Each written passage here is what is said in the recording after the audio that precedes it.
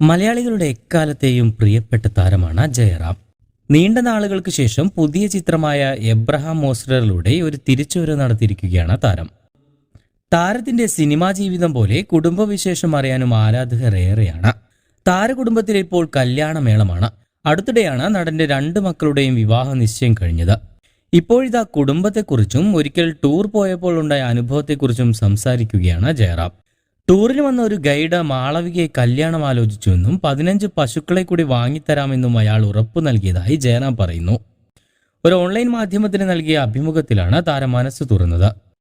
മക്കൾക്ക് എന്തും സംസാരിക്കാനുള്ള അന്തരീക്ഷം കുടുംബത്തിൽ ചെറുപ്പം മുതലേ ഉണ്ടായിരുന്നുവെന്ന് ജയറാം പറയുന്നു. ജയറാമിന്റെ വാക്കുകൾ ഇങ്ങനെയാണ്: കുട്ടിക്കാലം തൊട്ട് തന്നെ മക്കൾക്ക് വീട്ടിൽ എന്തും അമ്മയോടും അച്ഛനോടും വന്ന് പറയാനുള്ള സ്വാതന്ത്ര്യമുണ്ട്. അതുകൊണ്ട് അവർക്ക് സുഹൃത്തുക്കളോട് പറയേണ്ട കാര്യമില്ല.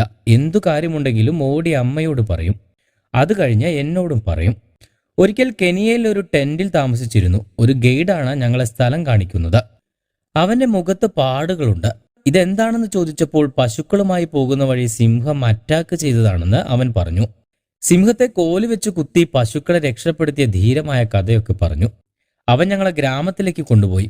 15 പശുക്കൾ സ്വന്തമായുണ്ടെങ്കിൽ കല്യാണം കഴിക്കാമെന്നാണ് അവിടുത്തെ രീതി. 2 പേരെ അവൻ ഇപ്പോൾ തന്നെ കല്യാണം കഴിച്ചിട്ടുണ്ട്.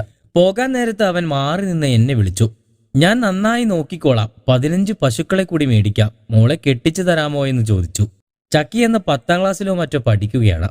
പോടാ എന്ന് ഞാൻ പറഞ്ഞു. തിരിച്ചു വരുമ്പോൾ അവൻ സെന്റിമെന്റലായി പാതി കരഞ്ഞു നിൽക്കുകയാണ്. അങ്ങനെയെങ്കിലും എന്റെ മനസ്സ് മാറിയാലോ എന്ന് അവൻ കരുതി കാണും. താരത്തിന്റെ വാക്കുകളാണിത്. കൂടുതൽ വാർത്തകൾക്കും വിശേഷങ്ങൾക്കും ഈ ചാനൽ സബ്സ്ക്രൈബ് ചെയ്യാൻ മറക്കരുത്.